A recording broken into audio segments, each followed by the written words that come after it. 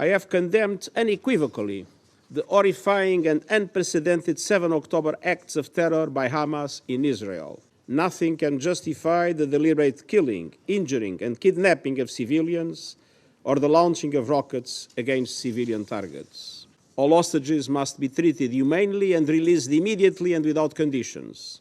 It is important to also recognize the attacks by Hamas did not happen in a vacuum. The Palestinian people have been subjected to 56 years of suffocating occupation. They have seen their land steadily devoured by settlements and plagued by violence, their economy stifled, their people displaced, and their homes demolished. Their hopes for a political solution to their plight have been vanishing. But the grievances of the Palestinian people cannot justify the appalling attacks by Hamas, and those appalling attacks cannot justify the collective punishment of the Palestinian people.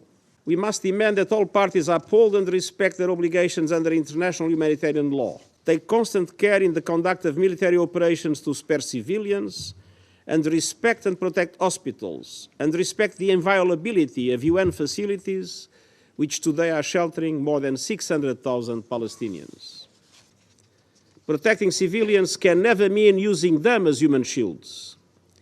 Protecting civilians does not mean ordering more than 1 million people to evacuate to the south, where there is no shelter, no food, no water, no medicine, and no fuel, and then continuing to bomb the south itself. I am deeply concerned about the clear violations of international humanitarian law that we are witnessing in Gaza.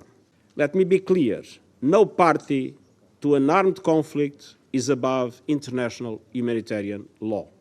I mourn and honor dozens of UN colleagues working for UNRWA, sadly at least 35 and counting, killed in the bombardment of Gaza over the last 2 weeks.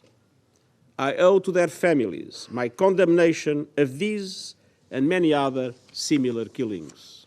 Territory.